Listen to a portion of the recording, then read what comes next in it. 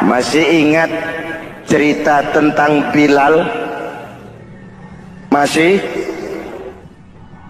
Mengulang kaji saja. Bilal itu budak sahaya. Ketika masuk Islam, dipanggil oleh majikannya. Bilal, iya bos.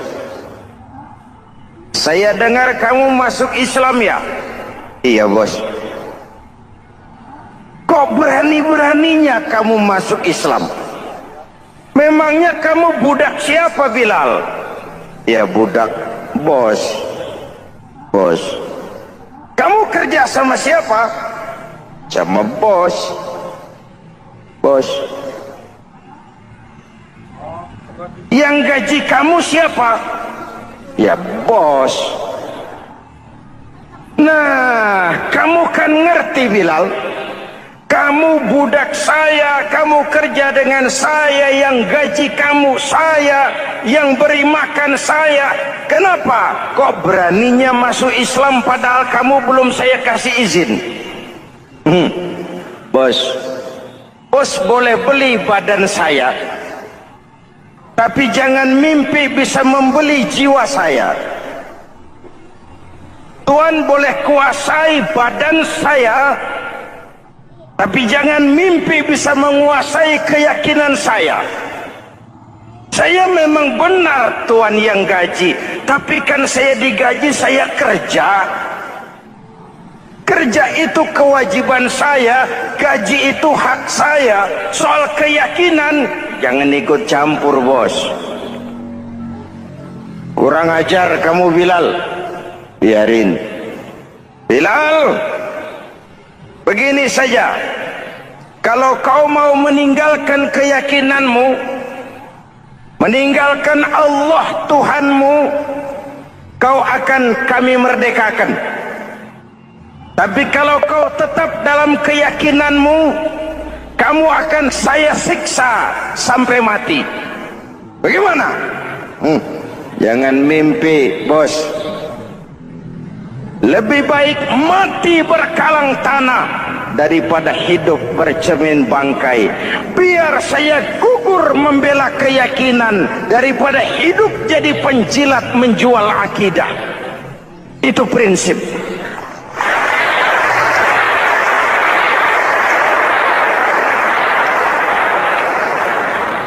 Gendeng kamu. Ayo, siksa. Tangannya diikat, dihimpit dengan batu berat, dijemur dengan terik matahari padang pasir, terkelupas kulitnya, mengalir darah dari sekujur badannya, pecah bibirnya. Ayo Bilal, tetap bertuhan Allah dan kau akan mati di sini, atau kembali ke agama lama, kau jadi merdeka. Dari bibir yang pecah itu cuma keluar Allahu Ahad.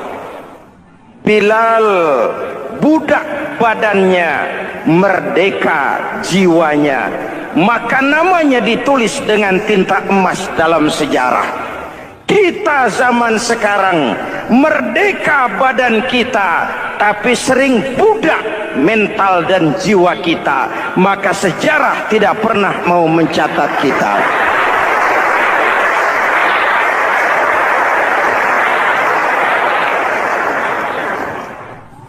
Ma'asyiral muslimin yang saya cintai, dalam contoh yang indah Rasul memberikan gambaran bahwa Islam ini bagaikan sebuah bangunan yang komponen pokoknya 5. Bunyal Islamu ala khamsin. Islam dibangun di atas 5 komponen pokok. Jadi kalau Islam ini ibarat bangunan, unsur penunjang pokoknya itu 5. Mari kita analogkan Islam dengan bangunan. Kalau saudara akan membangun rumah, sebelum pasang tiang, pasang genteng, pasang jendela, apa yang lebih dulu dibangun? Fondasi. Kalau Islam ibarat bangunan, fondasinya adalah syahadatu an la ilaha illallah wa anna muhammadar rasulullah. Ini fondasi. Jikalau kuat fondasi, aman bangunan. Jikalau rapuh fondasi, lentur dan luntur bangunan. Maka kuat atau tidak kuatnya bangunan Islam kita bergantung kepada keyakinan dasar tadi, fondasi. Saya bersaksi tidak ada Tuhan selain Allah, artinya saya tidak akan menyembah kecuali hanya kepada Allah. Orang yang benar fondasinya beres sujudnya. Kalau saya yakin tidak ada Tuhan selain Allah, saya tidak akan minta rezeki kecuali hanya kepada Allah. Orang yang benar fondasinya, giat bekerjanya, jauh dari tipu menipu, jauh dari renten, jauh dari riba, jauh dari korupsi, jauh dari judi. Keyakinan memberikan warna terhadap bentuk kepribadian. Kalau saya yakin tidak ada Tuhan selain Allah, saya tidak akan pernah takut kecuali hanya kepada Allah. Saya tidak akan melarikan persoalan kecuali hanya kepada Allah. Saya tidak akan menggantungkan hidup kecuali hanya kepada Allah. Saya tidak akan minta tolong kecuali hanya kepada Allah. Meresap ke dalam jiwa. Untuk keyakinan seperti ini, orang-orang tua kita dahulu berlinang air mata, bersimbah darah, bahkan berkorban nyawa, melaksanakan hijrah untuk mempertahankan keyakinan. Ini intan paling mahal dan ini mutiara paling berharga. Zaman boleh berubah, tapi fondasi tidak boleh goyah. Masa boleh berganti, tapi fondasi jangan sampai mati. Karena iman kita hidup, untuk iman kita berjuang, dan dalam iman kita ingin kembali menghadap Allah Subhanahu. Ma'asyiral muslimin yang saya cintai, fondasi sudah. Lalu apa lagi? Mulai memancangkan tiang. Tiangnya 5. Ada tiang namanya zuhur, asar, maghrib, subuh, isya. Tetapi agar bangunan menjadi kuat, ada tiang-tiang tambahan. Namanya rawatib dan nawafil. Rawatib itu ba'diyah atau qobliyah, nawafil itu di luar itu. Agar bangunan menjadi kuat, dibentuk pribadi lewat solat. Apa filsafatnya? Pertama, solat itu simbol penyerahan total kepada Allah. Kita ini sudah kontrak. Innallaha astara minal mu'minina anfusahum wa amwalahum bi anna lahumul jannah. Allah telah membeli dari orang-orang mukmin diri mereka, harta mereka, bagi mereka adalah surga. Penjual kita orang beriman, pembeli Allah, dagangannya amwal dan anfus, harganya adalah surga. Jelas? Penyerahan total itu dimulai dengan takbiratul ihram. Sholli fardal isya, Allahu akbar. Arahkan mata ke tempat kita sujud. Jangan lupa kalau sudah di atas, lupa dengan yang di bawah.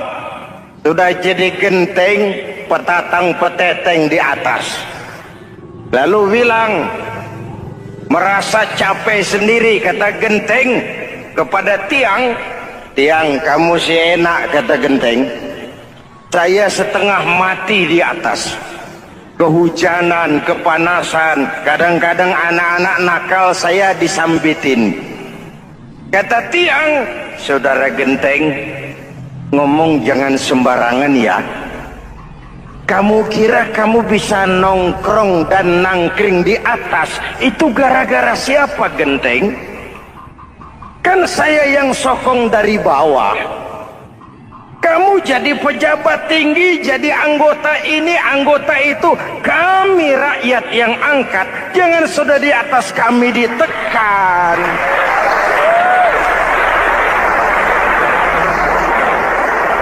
Jangan agama dijadikan topeng untuk kepentingan pribadi. Berpolitik untuk kepentingan agama, ayo. Tapi menjual agama untuk kepentingan politik, itu yang merusak agama.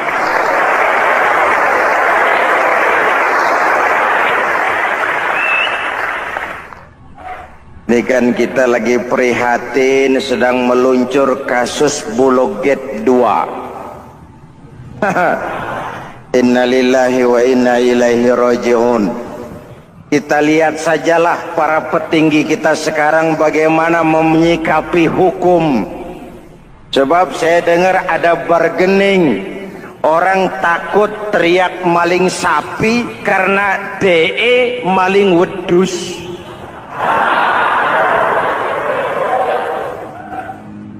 Tidak berani teriak ada maling sapi karena dia maling kambing. Yang lain maling ayam, dikumpulin ternyata maling semua.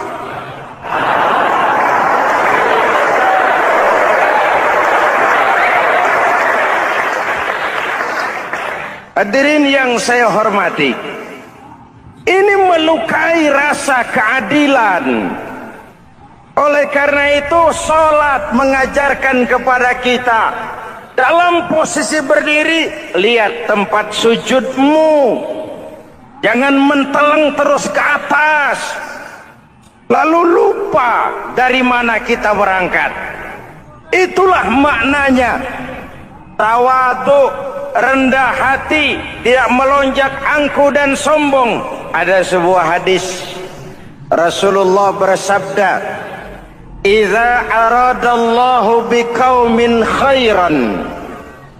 Apabila Allah menginginkan kebaikan kepada satu bangsa, apabila Allah menginginkan kebaikan kepada satu kelompok rakyat, walla alaihim khulama'uhum, maka yang naik jadi pemimpin adalah orang-orang yang santun, orang-orang yang lemah lembut, bukan orang yang menggunakan kekerasan dan tiran. Sedikit-sedikit main pecat, itu terlambat lahir. Mestinya lahir di zaman Hitler, mestinya lahir di zaman Benito Mussolini, atau kalau mau lebih klasik lagi, di zaman Fir'aun. Kalau Allah menginginkan kebaikan kepada satu masyarakat, satu bangsa, satu negara, naiklah orang-orang yang santun, yang ngayomi, yang menjadi solusi dan jalan keluar untuk kepentingan rakyatnya, mampu memberikan keteladanan. Tertarik dengan pidato Presiden Cina pada saat dilantik.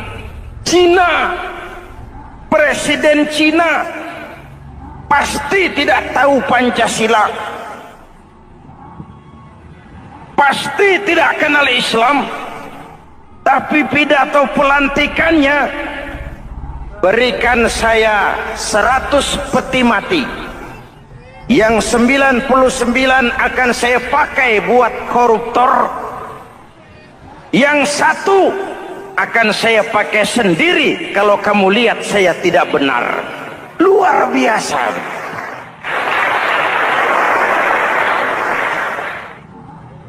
Yang diperlukan sekarang ini keteladanan. Hulama'uhum, sikap ngayomi, mencari jalan keluar, bukan memamerkan kekuasaan, memamerkan kekuatan, arogansi, menghormati perbedaan. Itu ciri demokrasi. Lalu wa qada bainahum ulama'uhum, yang memutuskan hukum adalah pakarnya, ulamanya, mengambil keputusan secara profesional sehingga rakyat beroleh apa yang namanya kepastian hukum, merasa hidup terlindungi, aman dan nyaman. Lalu yang ketiga,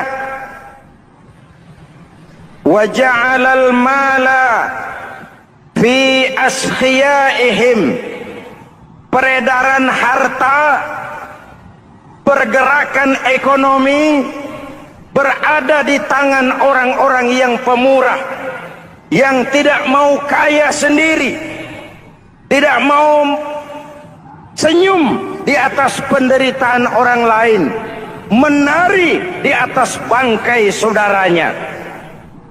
Hadirin yang saya hormati, ini cirinya. Tapi sebaliknya kata Nabi, wa idza aradallahu biqaumin syarran, apabila Allah menghendaki kejelekan, keburukan bagi satu bangsa, walla alaihim sufaha'uhum, yang naik jadi pemimpin orang-orang durjana, orang-orang kurang ajar, tapi dipoles dengan topeng yang bagus.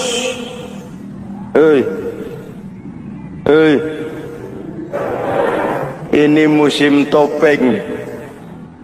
Musim apa? Topeng. Topeng itu apa perlunya? Menyembunyikan wajah asli. Sekarang ini Dracula berwajah Arjuna.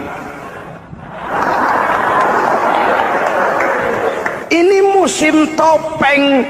Kita rakyat harus hati-hati dan punya filter, mampu memilah dan memilih. Walla alaihim sufaha'uhum wa qada bainahum juhaluhum, yang memutuskan hukum, yang mengambil keputusan orang-orang bodoh.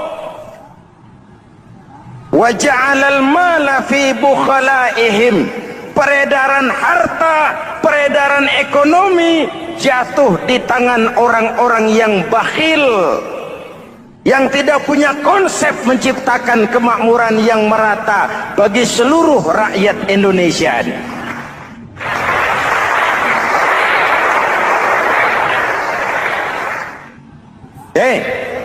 Kita kembali kepada tiang. Ini kan lagi cerita tiang tadi ya. Kalau sedang berdiri, lihat tempat sujud, jangan menteleng terus ke atas. Terserang penyakit tamak bin rakus alias serakah. Nah, selesai. Anggota badan yang paling terhormat ini kepala. Ketika sujud, sama rendahnya dengan telapak kaki. Allahu Akbar, yang besar cuma Allah. Apa bedanya saya dengan saudara? Tidak ada, kecuali saya ngomong saudara dengerin. Kita sama-sama beribadah, sama-sama mencari nilai tambah di hadapan Allah.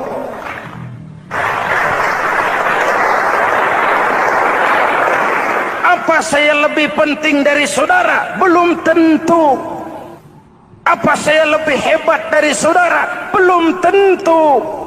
Perasaan lebih penting, lebih hebat, lebih jago setan. Jelas? Ayo tundukkan kepala. Dia sama rendahnya dengan telapak kaki kita. Yang besar cuma Allah. Allahu Akbar. Lalu diakhiri dengan menebarkan salam. Assalamualaikum warahmatullah. Assalamualaikum warahmatullah. Menebarkan salam, mewujudkan rasa aman, damai, bukan menimbulkan keresahan. Hadirin yang saya hormati, ini karakteristik kita. Selesai sholat, kembali ke masyarakat, ajaran salam diterjemahkan. Apa? Rasulullah sallallahu alaihi wasallam bersabda, "Ufsus salam, wasilul arham, wa at'imut ta'am, wa sallu bil laili wan nas niyam, tadkhulul jannata bisalam." Pertama, ufsus salam, tebarkan salam. Tebarkan salam itu bukan cuma kalau ketemu orang assalamualaikum, assalamualaikum. Iya, itu zahirnya. Tetapi hidup di tengah masyarakat memberikan rasa aman, rasa damai, menjadi pengayom bagi lingkungan, menjadi rahmah bagi semesta. Dalam Islam jangankan manusia, binatang saja dilindungi kok. Betul? Betul? Coba kalau belajar istinja itu kan makruh buang air kecil di tanah yang berlubang. Kenapa? Pertama, melindungi binatang yang ada dalam lubang. Siapa tahu di lubang yang saudara kencingi ada semut sedang rapat. Membahas Bologet jilid 2. Apa dosanya lalu mati dikencingi? Ini namanya rahmatan lis semut. Binatang saja dilindungi. Ada hadis, kalau kamu menyembelih hewan, sembelilah dengan cara yang terbaik. Jangan menyembelih ayam dengan pisau tumpul. Ini ajaran apa? Ajaran tentang peri kebinatangan. Rahmatan, memberikan rahmah, salam, keselamatan dan kedamaian kepada masyarakat lingkungan. Itu misi seorang muslim.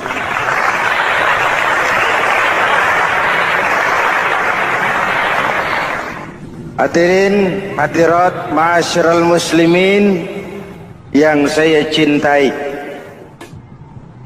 saya kembali kepada pesan Nabi tadi itu.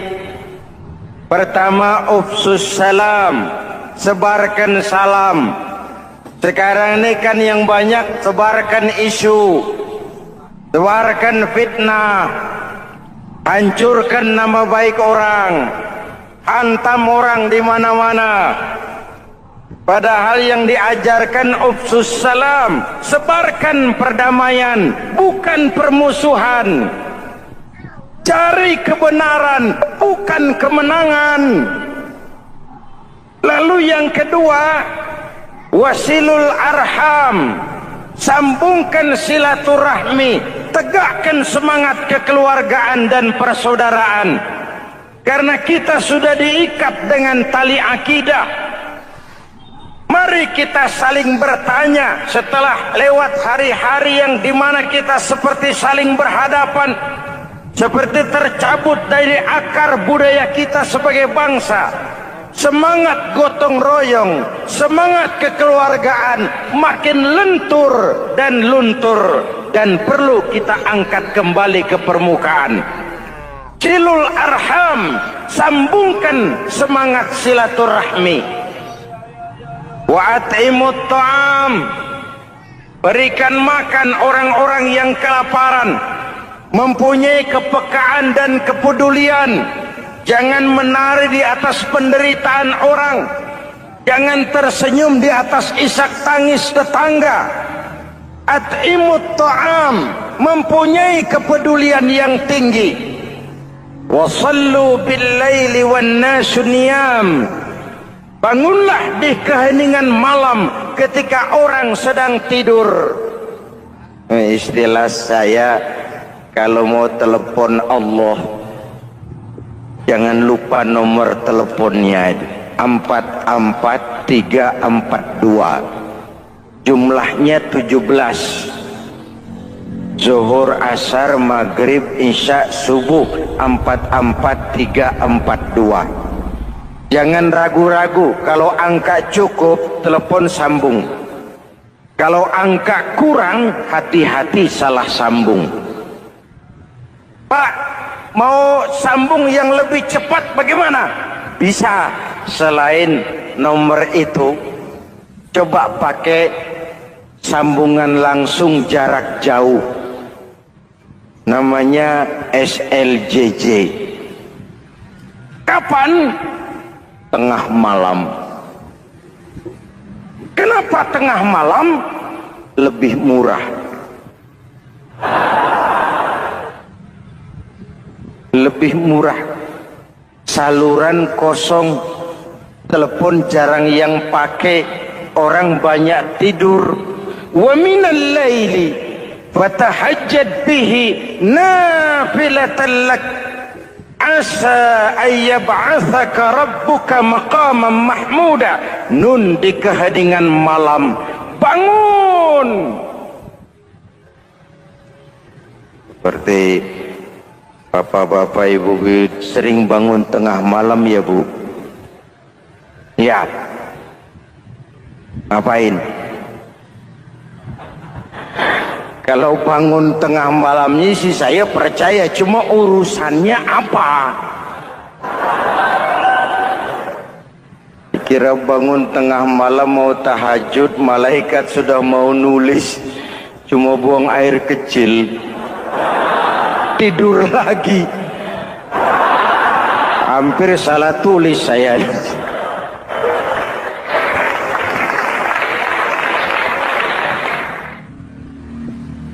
Baik, fondasi sudah Pak. Tiang siap. Lalu apa lagi? Rumah itu supaya ada batas, perlu pagar, dinding, tembok. Yang jadi batas, dinding, tembok, puasa. Asyamu junnatun. Puasa adalah dinding, benteng yang menyelamatkan manusia jangan sampai menyentuh wilayah lain. Ada batas-batas dan norma yang diindahkan. Selesai tembok, dinding, selesai pagar, selesai.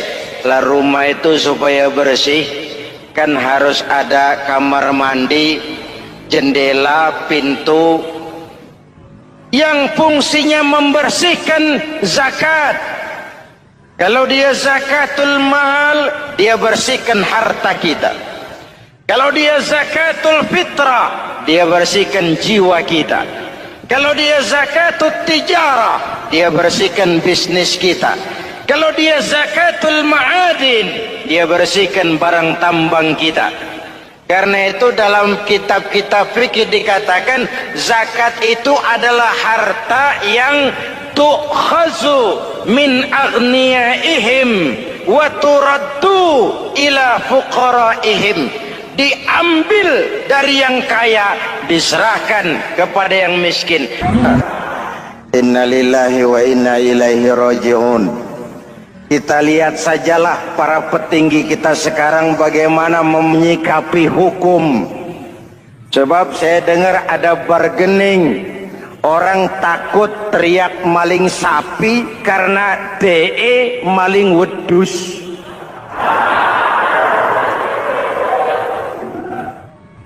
Tidak berani teriak ada maling sapi karena dia maling kambing. Yang lain maling ayam, dikumpulin ternyata maling semua.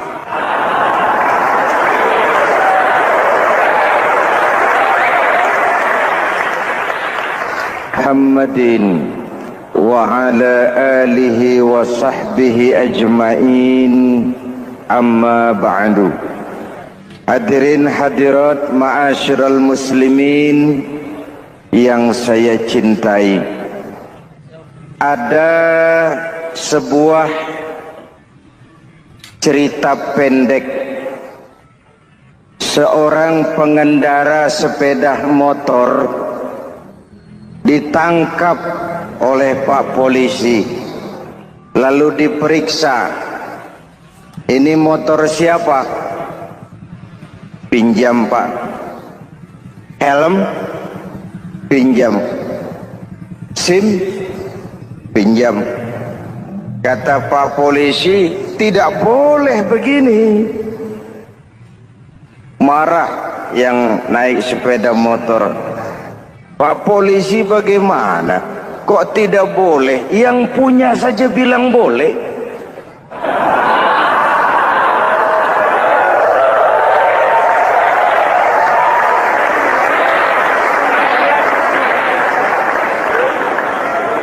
Cerita ini memberikan gambaran bagaimana masyarakat kita sekarang cenderung memboleh-bolehkan diri sendiri, melahirkan permissive society. Masyarakat serba boleh dengan ukuran sakarpe dewe. Itu sebabnya agama diturunkan. Dalam contoh yang indah, Rasul memberikan gambaran bahwa Islam ini bagaikan sebuah bangunan yang komponen pokoknya 5. Bunyal Islamu ala khamsin. Islam dibangun di atas 5 komponen pokok. Jadi kalau Islam ini ibarat bangunan, unsur penunjang pokoknya itu 5. Mari kita analogkan Islam dengan bangunan. Kalau saudara akan membangun rumah, sebelum pasang tiang, pasang genteng, pasang jendela, apa yang lebih dulu dibangun? Fondasi. Kalau Islam ibarat bangunan, fondasinya adalah syahadatu an la ilaha illallah wa anna Muhammadar Rasulullah. Ini fondasi. Jikalau kuat fondasi, aman bangunan. Jikalau rapuh fondasi, lentur dan luntur bangunan. Maka kuat atau tidak kuatnya bangunan Islam kita bergantung kepada keyakinan dasar tadi, fondasi. Saya bersaksi tidak ada Tuhan selain Allah, artinya saya tidak akan menyembah kecuali hanya kepada Allah. Orang yang benar fondasinya beres sujudnya. Kalau saya yakin tidak ada Tuhan selain Allah, saya tidak akan minta rezeki kecuali hanya kepada Allah. Orang yang benar fondasinya, giat bekerjanya, jauh dari tipu menipu, jauh dari renten, jauh dari riba, jauh dari korupsi, jauh dari judi. Keyakinan memberikan warna terhadap bentuk kepribadian. Kalau saya yakin tidak ada Tuhan selain Allah, saya tidak akan pernah takut kecuali hanya kepada Allah. Saya tidak akan melarikan persoalan kecuali hanya kepada Allah. Saya tidak akan menggantungkan hidup kecuali hanya kepada Allah. Saya tidak akan minta tolong kecuali hanya kepada Allah. Meresap ke dalam jiwa. Untuk keyakinan seperti ini, orang-orang tua kita dahulu berlinang air mata, bersimbah darah, bahkan berkorban nyawa, melaksanakan hijrah untuk mempertahankan keyakinan. Ini intan paling mahal dan ini mutiara paling berharga. Zaman boleh berubah, tapi pondasi tidak boleh goyah. Masa boleh berganti, tapi pondasi jangan sampai mati. Karena iman kita hidup, Untuk iman kita berjuang, dan dalam iman kita ingin kembali menghadap Allah Subhanahu. Masih ingat cerita tentang Bilal? Masih? Mengulang kaji saja. Bilal itu budak sahaya. Ketika masuk Islam, dipanggil oleh majikannya. Bilal, ya bos, saya dengar kamu masuk Islam ya? Iya bos. Kok berani-beraninya kamu masuk Islam? Memangnya kamu budak siapa Bilal? Ya budak bos. Bos. Kamu kerja sama siapa? Sama bos. Bos. Yang gaji kamu siapa? Ya bos. Nah, kamu kan ngerti Bilal. Kamu budak saya, kamu kerja dengan saya, yang gaji kamu saya, yang beri makan saya. Kenapa? Kok beraninya masuk Islam padahal kamu belum saya kasih izin? Bos, bos boleh beli badan saya, tapi jangan mimpi bisa membeli jiwa saya. Tuhan boleh kuasai badan saya, tapi jangan mimpi bisa menguasai keyakinan saya. Saya memang benar Tuhan yang gaji, tapi kan saya digaji, saya kerja. Kerja itu kewajiban saya, gaji itu hak saya. Soal keyakinan, jangan ikut campur bos. Kurang ajar kamu Bilal. Biarin. Bilal, begini saja. Kalau kau mau meninggalkan keyakinanmu, meninggalkan Allah Tuhanmu, kau akan kami merdekakan. Tapi kalau kau tetap dalam keyakinanmu, kamu akan saya siksa sampai mati. Bagaimana? Jangan mimpi bos. Lebih baik mati berkalang tanah daripada hidup bercermin bangkai. Biar saya gugur membela keyakinan daripada hidup jadi penjilat menjual akidah. Itu prinsip.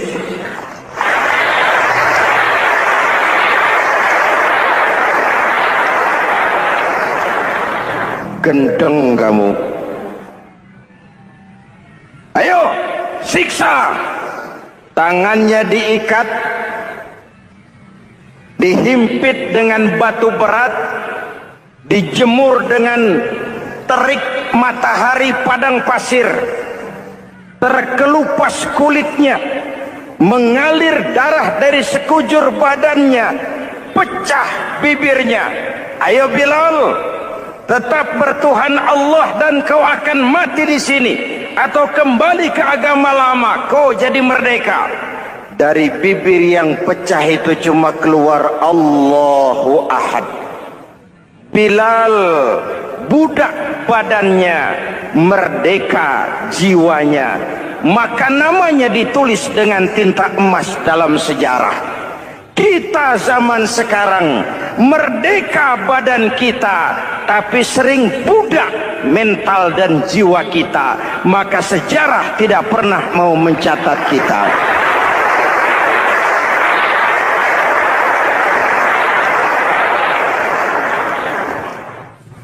Ma'asyiral muslimin yang saya cintai, fondasi sudah. Lalu apalagi? Mulai memancangkan tiang.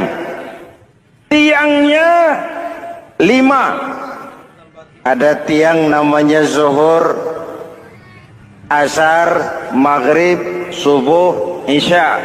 Tetapi agar bangunan menjadi kuat, ada tiang-tiang tambahan. Namanya rawatib dan nawafil. Rawatib itu ba'diyah atau qobliyah, nawafil itu di luar itu. agar bangunan menjadi kuat dibentuk pribadi lewat sholat. Apa filsafatnya? Pertama, sholat itu simbol penyerahan total kepada Allah. Kita ini sudah kontrak. Innallaha astara minal mu'minina anfusahum wa amwalahum bi anna lahumul jannah. Allah telah membeli dari orang-orang mukmin diri mereka, harta mereka, bagi mereka adalah surga. Penjual kita orang beriman, pembeli Allah, dagangannya amwal dan anfus, harganya adalah surga. Jelas? Penyerahan total itu dimulai dengan takbiratul ihram. Sholli fardal isya, Allahu akbar. Arahkan mata ke tempat kita sujud. Jangan lupa kalau sudah di atas, lupa dengan yang di bawah. Sudah jadi genteng, petatang peteteng di atas. Lalu bilang, merasa capek sendiri, kata genteng kepada tiang. Tiang, kamu si enak, kata genteng. Saya setengah mati di atas. Kehujanan, kepanasan, kadang-kadang anak-anak nakal saya disambitin. Kata tiang, saudara genteng, ngomong jangan sembarangan ya. Kamu kira kamu bisa nongkrong dan nangkring di atas, itu gara-gara siapa genteng? Kan saya yang sokong dari bawah. Kamu jadi pejabat tinggi, jadi anggota ini, anggota itu. Kami rakyat yang angkat. Jangan sudah di atas kami ditekan.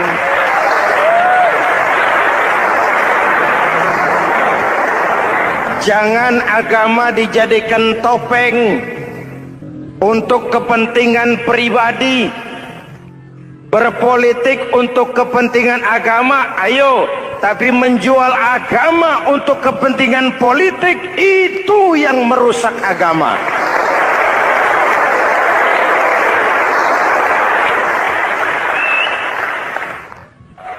Ini kan kita lagi prihatin sedang meluncur kasus Bulog Gate 2.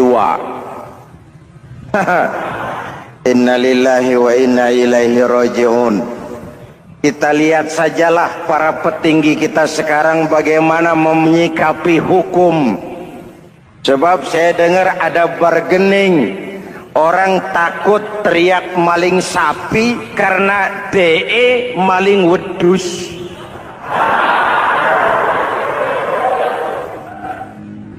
Tidak berani teriak ada maling sapi karena dia maling kambing.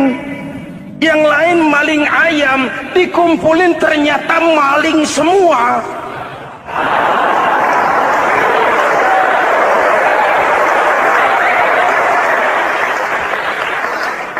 Hadirin yang saya hormati, ini melukai rasa keadilan. Oleh karena itu, sholat mengajarkan kepada kita, dalam posisi berdiri, lihat tempat sujudmu. Jangan menteleng terus ke atas. Lalu lupa dari mana kita berangkat. Itulah maknanya. Tawadhu, rendah hati, tidak melonjak angku dan sombong. Ada sebuah hadis. Rasulullah bersabda, "Idza aradallahu biqaumin khairan." Apabila Allah menginginkan kebaikan kepada satu bangsa, apabila Allah menginginkan kebaikan kepada satu kelompok rakyat, walla alaihim khulama'uhum, maka yang naik jadi pemimpin adalah orang-orang yang santun, orang-orang yang lemah lembut, bukan orang yang menggunakan kekerasan dan tiran. Sedikit-sedikit main pecat, itu terlambat lahir. Mestinya lahir di zaman Hitler. mestinya lahir di zaman Benito Mussolini, atau kalau mau lebih klasik lagi di zaman Fir'aun. Kalau Allah menginginkan kebaikan kepada satu masyarakat, satu bangsa, satu negara, naiklah orang-orang yang santun, yang ngayomi, yang menjadi solusi dan jalan keluar untuk kepentingan rakyatnya, mampu memberikan keteladanan. Tertarik dengan pidato Presiden Cina pada saat dilantik. Presiden Cina pasti tidak tahu Pancasila, pasti tidak kenal Islam, tapi pidato pelantikannya, berikan saya 100 peti mati, yang 99 akan saya pakai buat koruptor, yang satu akan saya pakai sendiri kalau kamu lihat saya tidak benar. Luar biasa.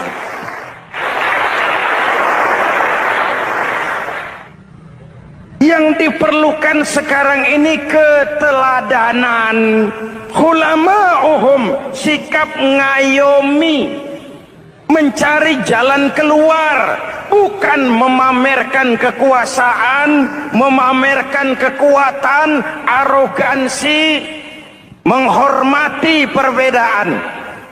Itu ciri demokrasi. Lalu wa qada bainahum ulama'uhum, yang memutuskan hukum adalah pakarnya, ulamanya, mengambil keputusan secara profesional sehingga rakyat beroleh apa yang namanya kepastian hukum, merasa hidup terlindungi, aman dan nyaman. Lalu yang ketiga,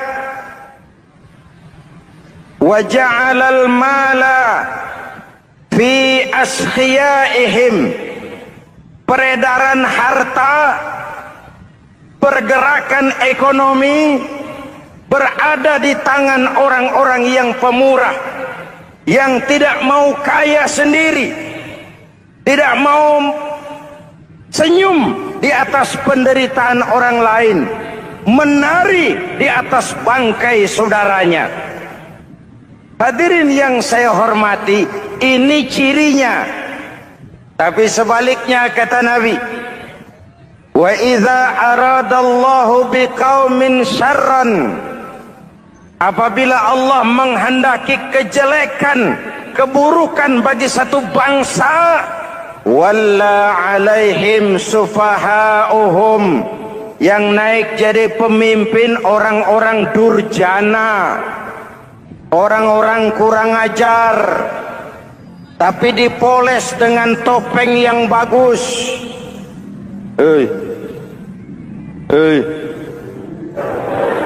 Ini musim topeng. Musim apa? Topeng. Topeng itu apa perlunya? Menyembunyikan wajah asli. Sekarang ini Dracula berwajah Arjuna. Ini musim topeng. Kita rakyat harus hati-hati dan punya filter, mampu memilah dan memilih. Walla alaihim sufahauhum wa qada bainahum juhaluhum, yang memutuskan hukum, yang mengambil keputusan orang-orang bodoh. Wa ja'alal mala fi bukhalaihim, peredaran harta, peredaran ekonomi jatuh di tangan orang-orang yang bakhil, yang tidak punya konsep menciptakan kemakmuran yang merata bagi seluruh rakyat Indonesia.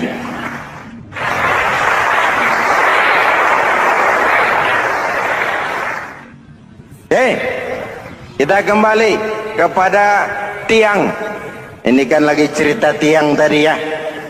Kalau sedang berdiri, lihat tempat sujud, jangan menteleng terus ke atas. Terserang penyakit tamak bin rakus alias serakah. Nah, selesai. Anggota badan yang paling terhormat ini kepala. Ketika sujud, sama rendahnya dengan telapak kaki. Allahu Akbar, yang besar cuma Allah. Apa bedanya saya dengan saudara? Tidak ada, kecuali saya ngomong saudara dengerin. Kita sama-sama beribadah, sama-sama mencari nilai tambah di hadapan Allah.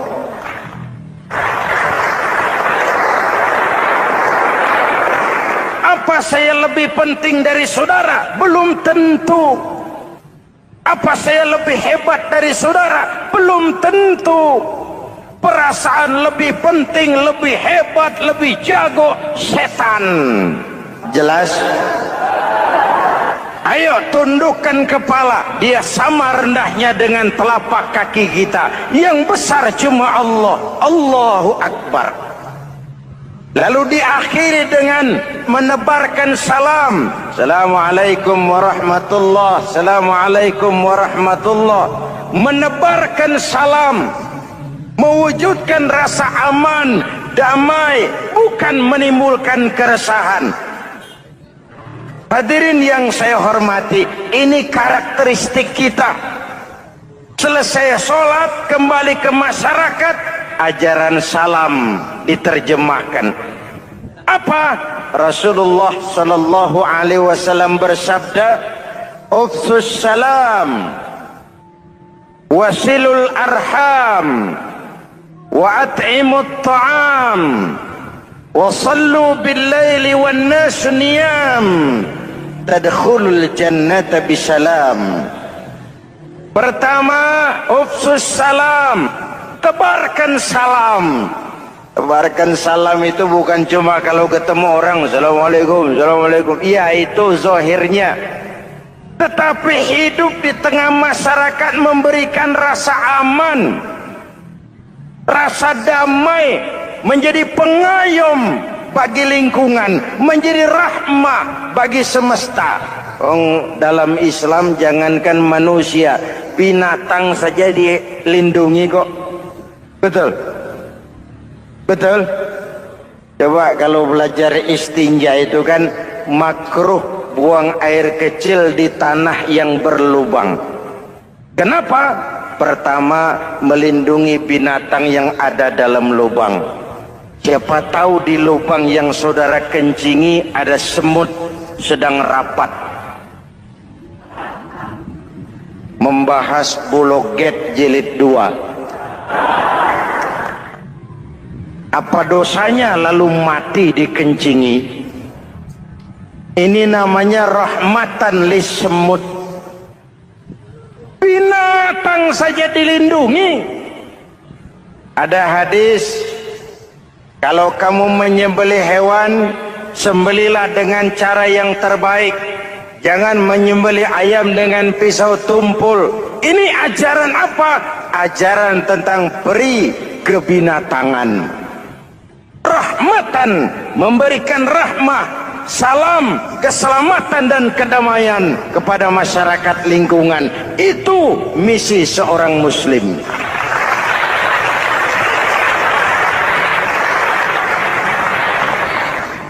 Hadirin hadirat ma'asyiral muslimin yang saya cintai, saya kembali kepada pesan Nabi tadi itu. Pertama, ufsus salam, sebarkan salam.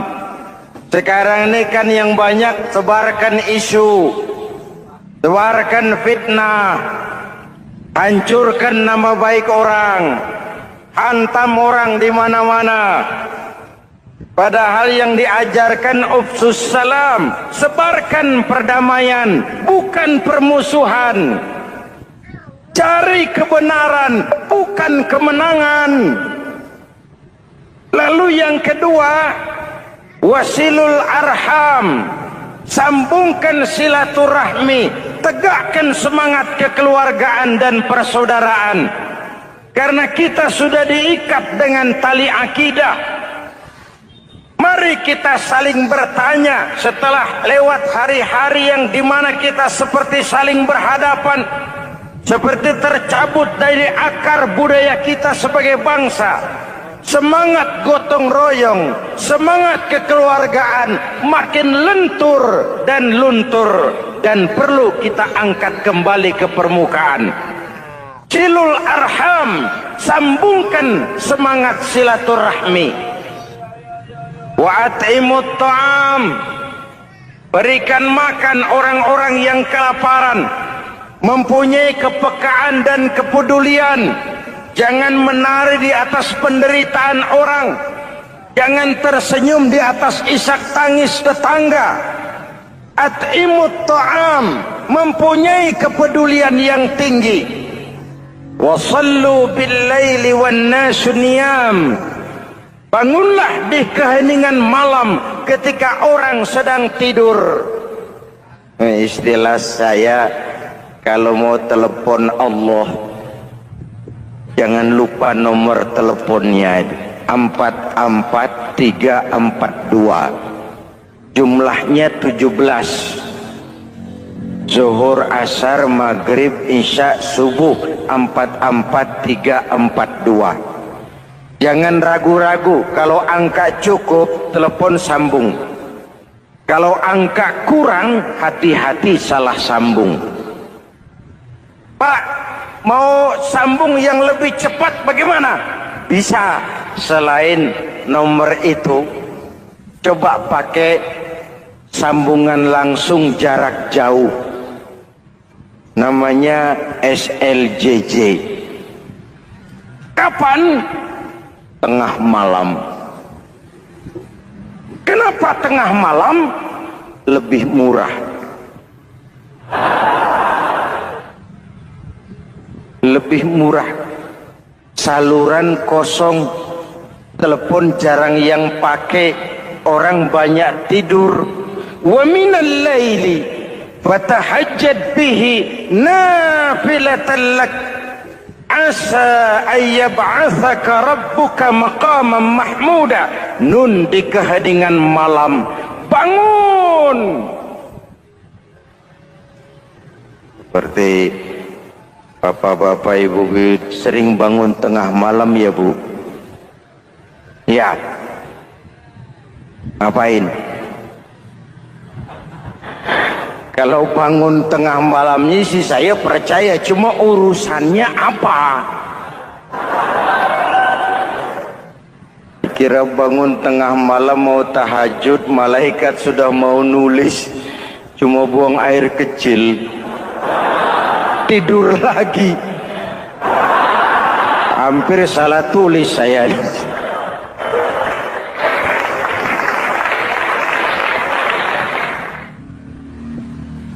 Baik, fondasi sudah Pak, tiang siap. Lalu apa lagi? Rumah itu supaya ada batas, perlu pagar, dinding, tembok. Yang jadi batas, dinding, tembok, puasa. Asyamu junnatun, puasa adalah dinding, benteng yang menyelamatkan manusia jangan sampai menyentuh wilayah lain. Ada batas-batas dan norma yang diindahkan. Selesai tembok, dinding, selesai pagar, selesai. Lah rumah itu supaya bersih kan harus ada kamar mandi, jendela, pintu yang fungsinya membersihkan. Zakat, kalau dia zakatul mal, dia bersihkan harta kita. Kalau dia zakatul fitrah, dia bersihkan jiwa kita.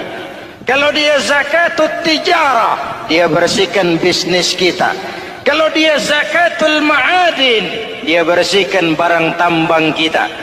Karena itu dalam kitab-kitab fikih dikatakan zakat itu adalah harta yang tu'khazu min aghniyaihim wa turaddu ila fuqaraihim, diambil dari yang kaya diserahkan kepada yang miskin.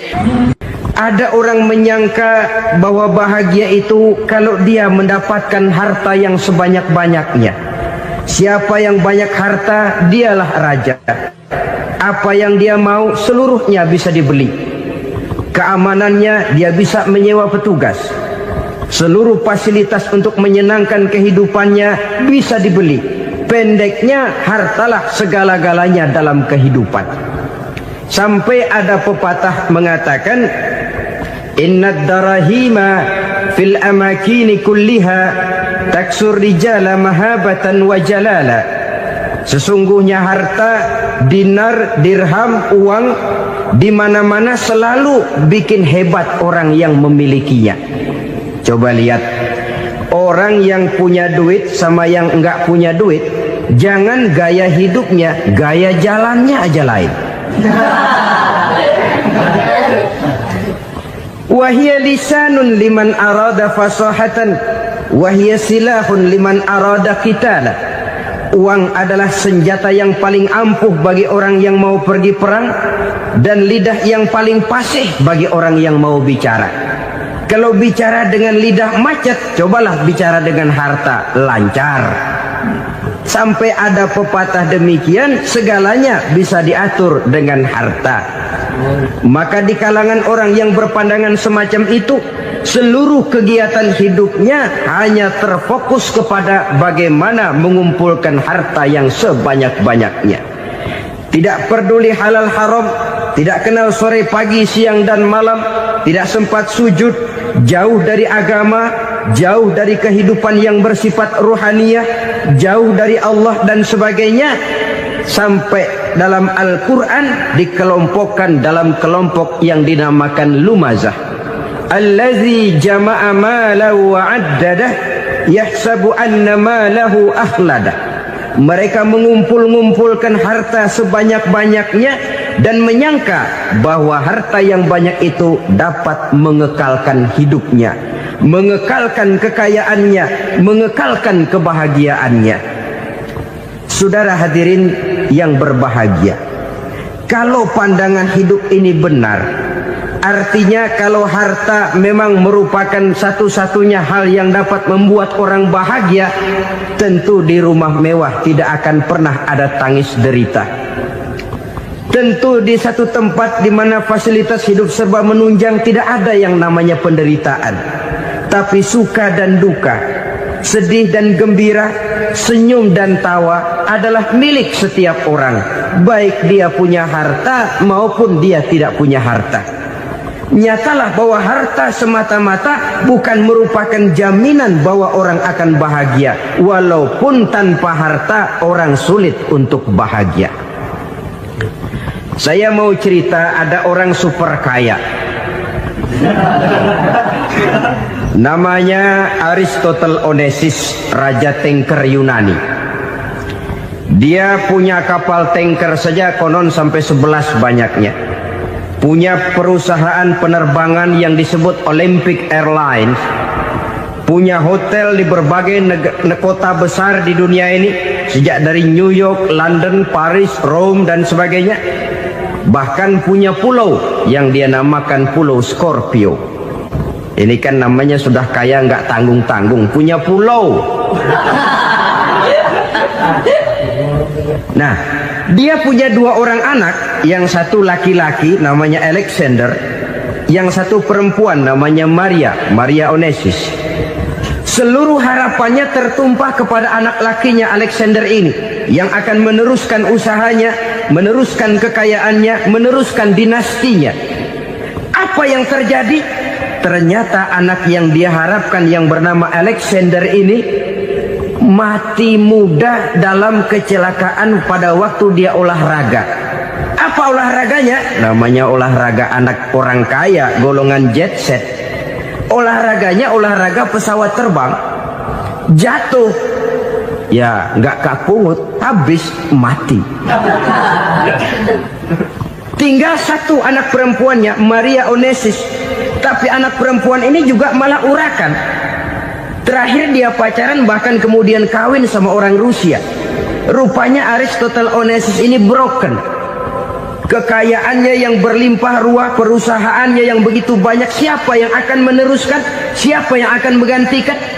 Sampai kemudian dia mengurung diri di Pulau Scorpio dan mati di sana secara mengenaskan. Seorang multi jutawan, seorang yang super kaya, mati menyendiri di pulau sepi. Ibarat kata pepatah, anak ayam mati di lumbung. Bukan kekurangan makanan, keurugan makanan. Apa sih yang menyebabkan orang lalu tidak bisa menahan diri sehingga menimbulkan dampak negatif yang merugikan manusia itu sendiri?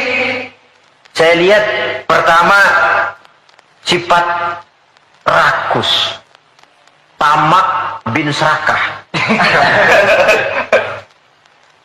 Sifat tamak dan rakus ini kan sering mendorong orang untuk menghalalkan segala macam cara. Dia rela menari di atas mayat orang lain. Dia mau senyum di atas tangisan orang lain. Dia mencari bahagia di atas penderitaan orang lain. Mengikuti sikap tamaknya akhirnya rakus, menghalalkan segala macam cara.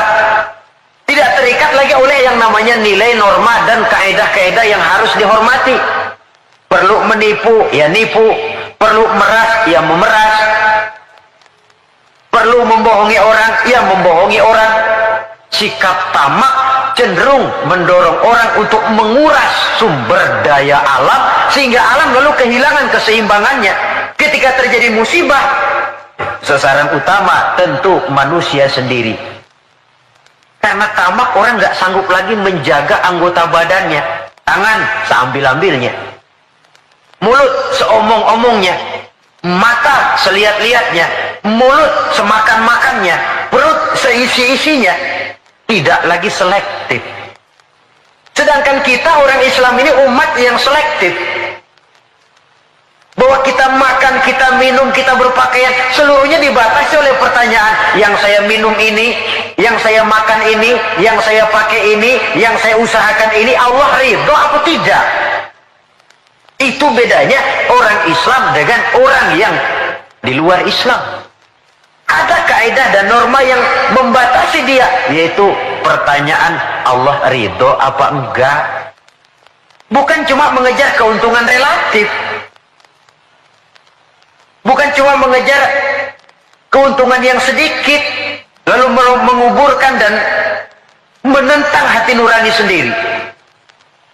Karena sikap tamak, orang tidak sanggup mengendalikan diri, maka seluruh anggota badannya lalu tidak terjaga lagi anil jaraim, dari perbuatan dosa dan salah. Hilang sudah.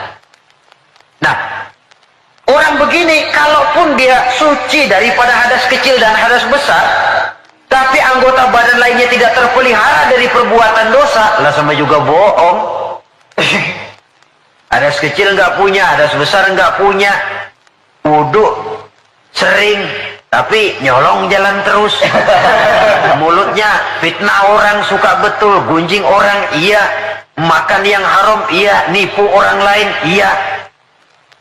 Itu namanya tidak menjaga anggota badan dari kotoran-kotoran yang abstrak. Ini yang saya lihat penyebab pertama, sikap tamak. Yang kedua, sikap materialistis. Ini merupakan pemacu paling utama. Sikap materialistis yang ideologinya biasanya ideologi perut ini. Hidup cuma isi perut. Karena itu materi tujuan utama.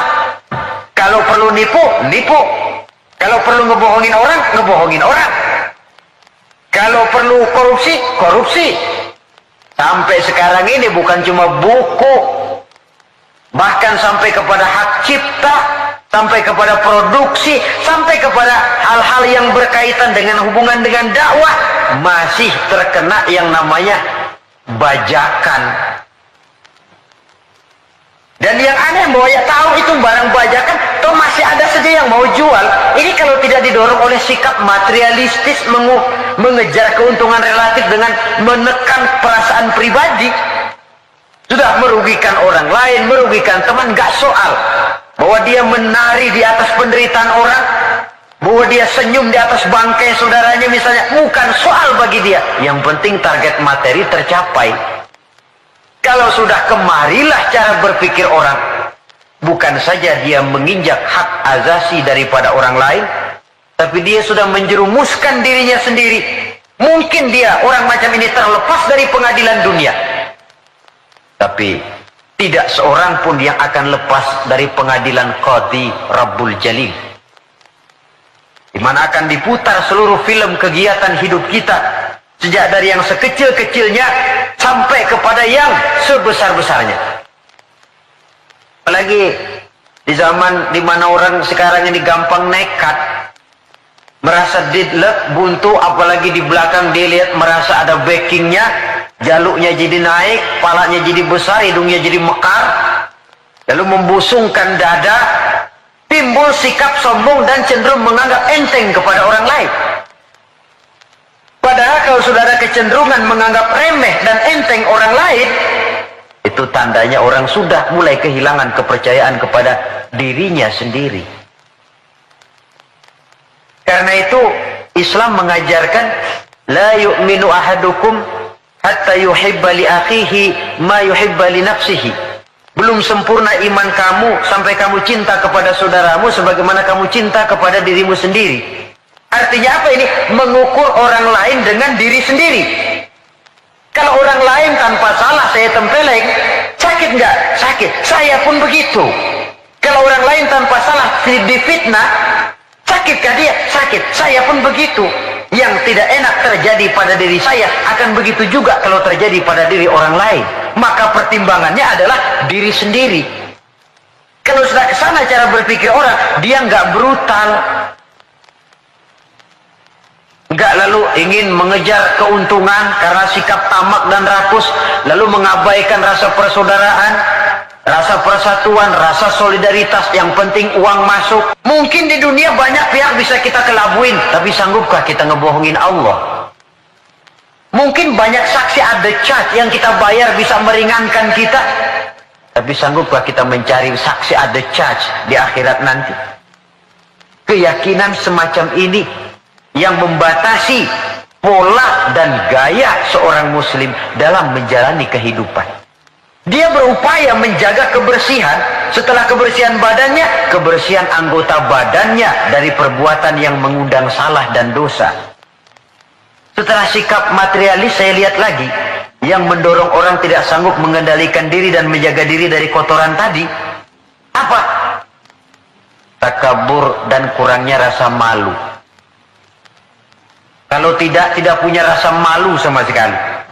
Ini membudayakan rasa malu zaman sekarang saya anggap penting ini.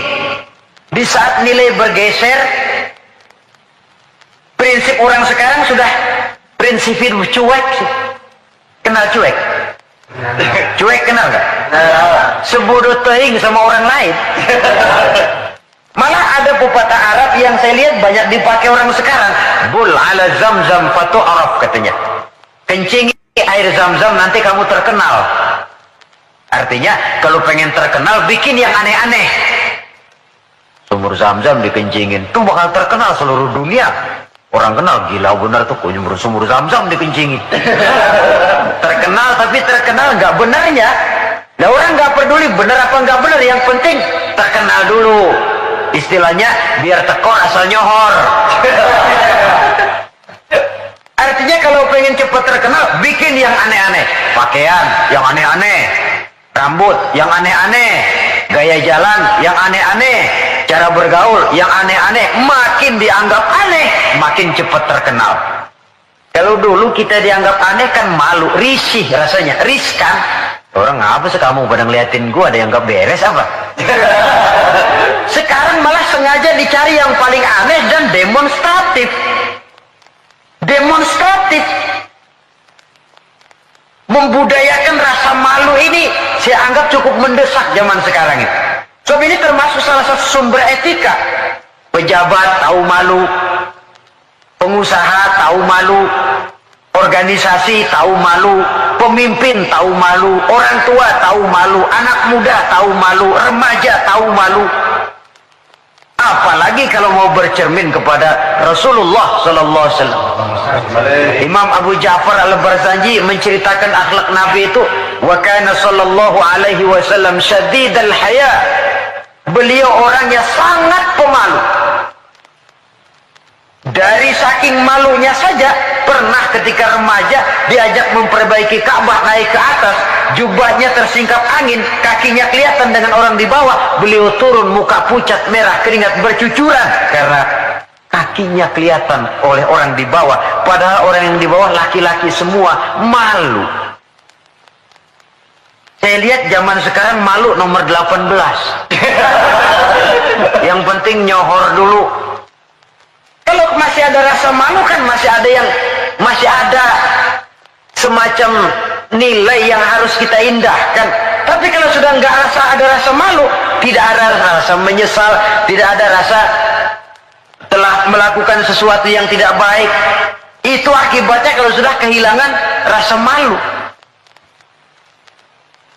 Saudara-saudara kaum muslimin yang berbahagia, apa nasibnya agama umat ini kalau kita sudah kehilangan rasa malu? Perbuatan apa yang tidak akan negatif dan tidak akan mengarah setidak-tidaknya kepada perbuatan negatif kalau kita sudah tidak punya rasa malu? Nah, kalau orang sudah nggak punya rasa malu, sudah nggak punya timbangan, karenanya cuek. Tahu cuek? Udah malu, masa bodoh aja dah. Orang mau bilang apa kek, yang penting kan untung, yang penting kan duit masuk, yang penting kan terkenal.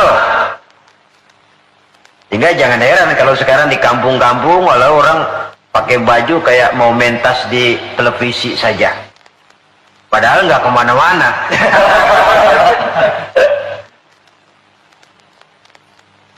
Jadi korban daripada yang namanya mode. Memang mode itu nggak bisa, namanya mode siapa yang bisa ngelarang? Mode itu musim kan nggak bisa dilarang. Musim hujan bisa nggak dilarang? Tidak bisa dilarang. Kalau sudah datang ya datang. Musimnya habis. Musim rambutan nggak bisa dilarang, nggak boleh musim rambutan, ya tetap saja. Tapi kalau musimnya sudah habis ya habis. Mode juga begitu, nggak bisa dilarang. Nanti gilirannya habis ya habis saja.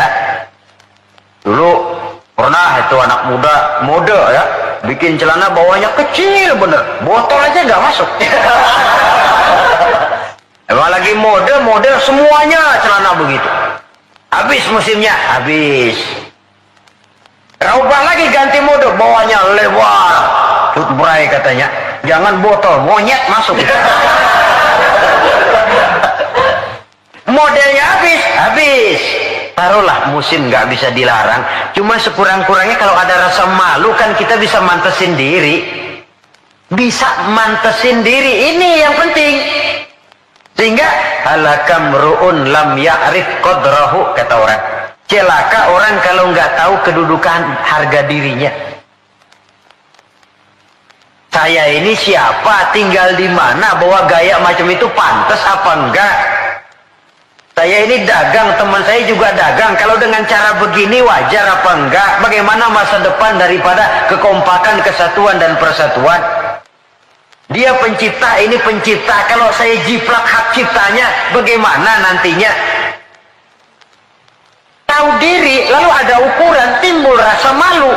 Nah kalau sudah ke sana, sikap menghormati orang lain, lalu pun timbul karenanya membudayakan rasa malu.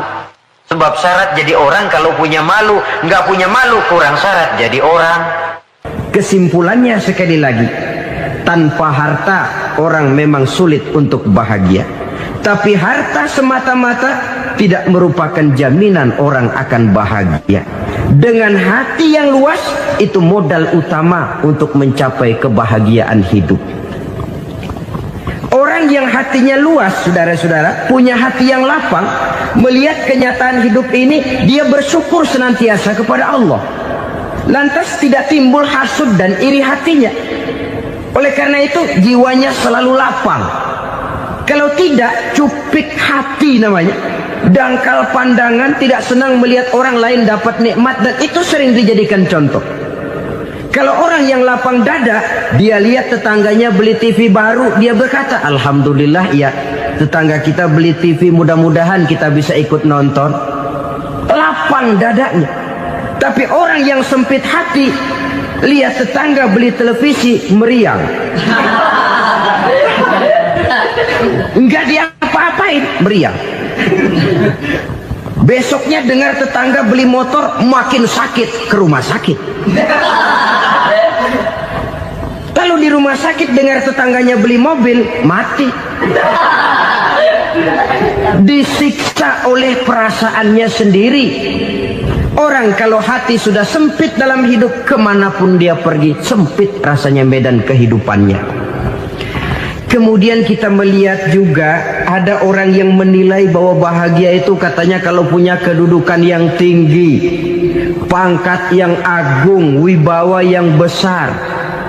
Mungkin betul, tapi mungkin juga tidak. Bergantung kepada hati orang yang punya pangkat itu. Sama dengan harta tadi. Harta akan membawa bahagia kalau dia jatuh ke tangan orang yang berhati lapang. Tapi harta akan jadi bencana kalau jatuh ke tangan hati orang yang sempit. Pangkat akan membawa bahaya kalau jatuh di tangan hati orang yang sempit. Lebih dari itu, kenyataan mengajarkan kepada kita bahwa ternyata pangkat dan jabatan tidak selamanya memberikan kebahagiaan dalam kehidupan. Bahkan resikonya kelewat besar. Beberapa bukti kita bisa ambil dari para pemimpin dunia yang menjadi korban lantaran pangkat dan jabatan yang disandangnya. Saudara ingat Presiden Abraham Lincoln dan John Kennedy dari Amerika? Dibunuh orang. Park Chung-hee dari Korea Selatan, Ziaur Rahman dari Bangladesh, Anwar Sadat dari Mesir, terakhir Indira Gandhi dari India, menjadi korban dari pangkat dan jabatan yang disandangnya dari orang-orang yang tidak senang dia memegang jabatan itu. Dia akan mudah mengundang bencana. Sehingga pantas kalau seorang presiden terkemuka Amerika, Harry Truman namanya, dia mengatakan jabatan presiden itu, kata dia, seperti orang nunggang macan, naik macan. Harus kita taiki, kalau enggak dia bakal nerekam kita, ngeri katanya. Adapun orang yang hatinya lapang, kalau dia menerima pangkat dan jabatan, dianggapnya itu satu kesempatan untuk berbuat baik. Tapi orang yang berhati sempit, menerima pangkat dan jabatan, bukan kadang-kadang menerima, malah berusaha setengah mati mencapai dengan segala cara. Kalau perlu jilat atas, jilat atas. Jadi golongan sumuhun dawuh. Jadi kelompok kulon nuwun, yes sir, yang kerjanya cuma oke bos. Kalau perlu jilat atas, jilat atas. Kalau perlu injak yang bawah, injak yang bawah. Perlu sikut kiri kanan, sikut kiri kanan. Yang penting pangkat dapat, jabatan dapat. Orang yang semacam ini, kalau sudah mempunyai pangkat dan jabatan, biasanya dia tidak menganggap itu sebagai amanah, tidak menganggap sebagai kesempatan berbuat baik, tapi malah kesempatan untuk memperturutkan hawa nafsunya yang dilatar belakangi oleh kesempitan hatinya tadi. Apalagi kalau orang memperoleh pangkat karena banyak mengeluarkan uang. Seakan-akan pangkat dan jabatan itu sekarang macam proyek, pakai tender. Siapa yang berani bayar segini, naik. Nggak berani, minggir.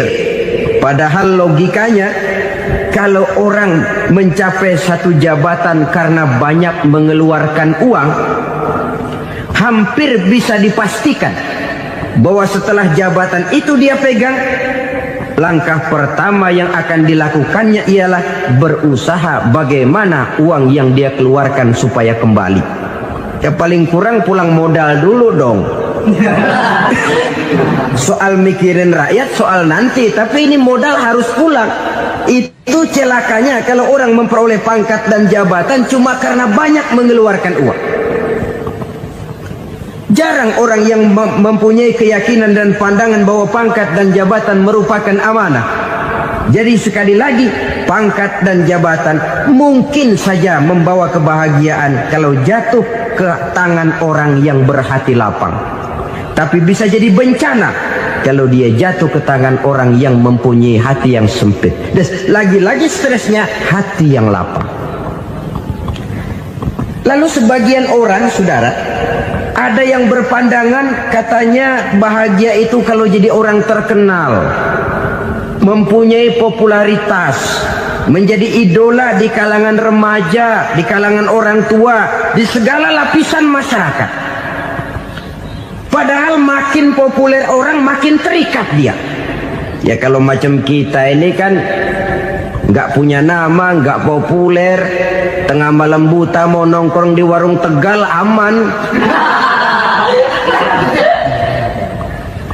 Tapi pangkat, jabatan, kedudukan, popularitas menyebabkan kita diikat dengan berbagai macam peraturan. Cuma mandi sama ke WC saja yang nggak dikawal.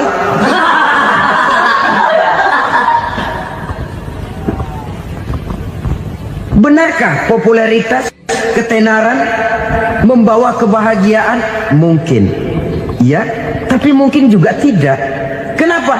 Banyak orang-orang populer yang mengakhiri hidupnya secara tragis. Kita ambil beberapa nama. Di Amerika tahun 60-an ada bintang seksi paling terkenal yang dijuluki sex bomb. Bom seks. Sampai sekarang jadi legenda, namanya Marilyn Monroe. Singkatan dobelnya itu inisialnya MM, Marilyn Monroe. Terkenal, top, sampai dia mati tahun 62. Namanya sekarang masih saja dibicarakan orang. Kenapa dia bunuh diri? Tidak punya hartakah dia? Banyak. Kurang populerkah dia? Seluruh dunia mengenalnya. Sejak rakyat kecil sampai pejabat tinggi dia punya hubungan. Kenapa? Jenuh. Dia terlahir dalam keadaan yatim. Setelah itu tidak lama dia berangkat remaja, ibunya meninggal. Pindah dari wanita asuh ke wanita asuh sampai 12 orang ibu angkatnya. Dan kekecewaan yang paling parah, setiap laki-laki yang dekat dengannya hanya seperti kapal berlabuh. Datang dan pergi silih berganti. Padahal dia merindukan seseorang yang bisa melindungi hidupnya. Dia rindukan itu dan dia tidak pernah menemukan. Itu yang akhirnya menyebabkan dia minum pil tidur kelewat dosis. Minum obat tidur kebanyakan. Ya tidur terus sampai sekarang.